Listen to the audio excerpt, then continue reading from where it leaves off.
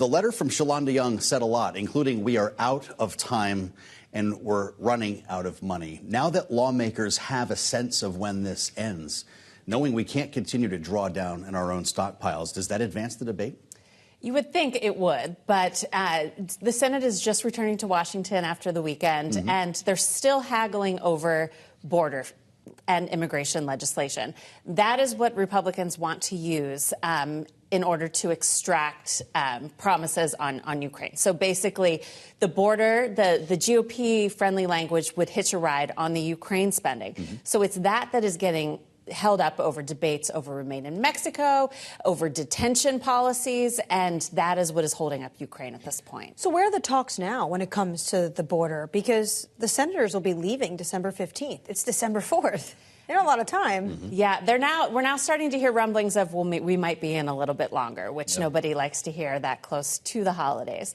But they are the negotiators, Senator Sinema and some others on both sides of the aisle, are meeting again today to try to hash out some kind of compromise. But Republicans seem to be pretty dug in here on what they want, and it is things that Democrats have said no to for a generation. Well, you know, there's more in that letter, Mike. Shalanda Young points to specific defense systems being made in Alabama, in Georgia, in Texas. The pitch to lawmakers as a local issue here, one that would send a lot of money to U.S. defense contractors, must add up to something. But if we know that border talks are struggling now, it sounds like it doesn't matter. No, I think you're right that does have an impact, but it's pretty slight compared to the border talks. And that's where Republicans are focused on. They believe that because of the challenges that some northern cities have had with immigrants, too many immigrants to serve in some of their shelters and other places, that they have the advantage on this. So they're really going to press on the immigration issue. The White House is trying to get this done before they go away for Christmas because they don't want stuff to get messed up with other appropriations funding battles that are happening later in the year. And of course, in addition to the brass tacks weapon systems, it's not a very good signal to send to Ukraine that we're not going to help you going into this winter. It's not good for the morale in Ukraine or the support from European allies. But this big funding request is not just Ukraine. It's strategic partners in the Pacific, and it's, of course, as well, Israel. But this weekend, you did see the administration shift tone slightly. They've become a little bit tougher on how Israel, as they embark on airstrikes and raids in southern Gaza, how they want to make sure that Israel does this correctly, especially when that Palestinian civilian death toll is now north of 15,000 And the rhetoric people. seemed to reach a new level over the weekend. Yes, it did. And let's take a listen to some of that. Secretary of Defense Lloyd Austin was in California over the weekend. In this kind of a fight, the center of gravity is the civilian population. And if you drive them into the arms of the enemy, you replace a tactical victory with a strategic defeat. So I have repeatedly made clear to Israel's leaders that protecting Palestinian civilians in Gaza is both a moral responsibility and a strategic imperative. A strategic imperative, but there were Republicans who pushed back on exactly what Secretary of Defense Lloyd Austin said. Well, as you would expect, and one of them was South Carolina Senator Lindsey Graham. He was on CNN's State of the Union yesterday. Listen.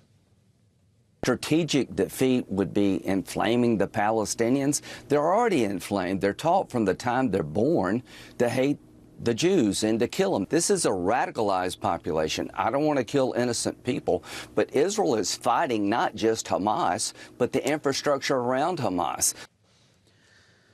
And so, Megan, this brings us to the idea of strings attached, basing the money on Israel adhering to humanitarian law. But we heard even more at the end of last week, for instance, from the Secretary of State, who said there was an agreement in place for Israel to be more careful, to be more precise in the next phase of the war. Does this lead to any different behavior? What we could see is that there being some kind of conditions being attached to the bill. Whether or not they have teeth remains to be seen. I think it'll probably be on the weaker end, given comments made by Senator Graham and other Republicans. And anything that gets through needs bipartisan support. But you're really starting to see a heavy push from the left, from people like Senator Bernie Sanders, who want there to be conditions, who are increasingly concerned about war crimes, about casualties among civilians.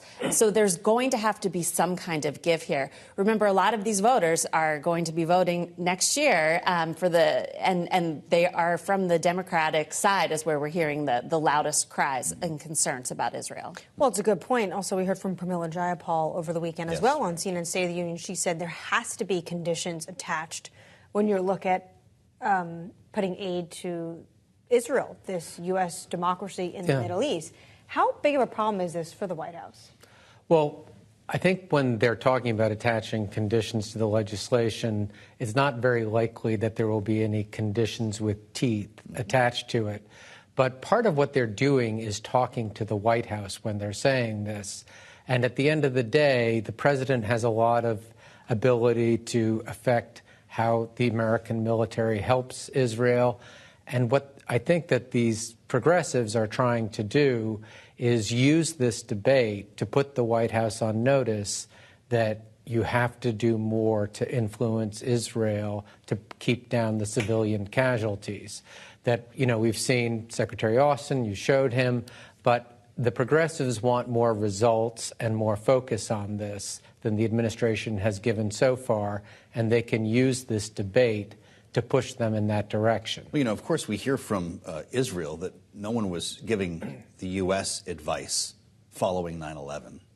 There's only so much that we can say at this point. We would also be reminded that any deal to provide foreign aid comes with some strings attached to that effect. Does the Biden administration just need to be louder about it? Well, they can do what they want, but one important thing to remember is Tony Blinken, Joe Biden, the key advisors there were all people who looked at what happened in Iraq and looked at what happened in Afghanistan and thought the U.S. made a mistake in getting entrenched there in a long occupation, and that they didn't pay sufficient attention to winning over the civilian population. Many of the senior officers in the U.S. military have, bad experience with counterinsurgency warfare in those places. So they're giving advice to Israel and pushing a line with Israel that's informed by their experience post 9/11 and by the U.S. military's experience post 9/11. And we have strategic interests throughout the Middle East that we do not want to lose the Middle Eastern civilian population too badly, to turn them too much against the U.S.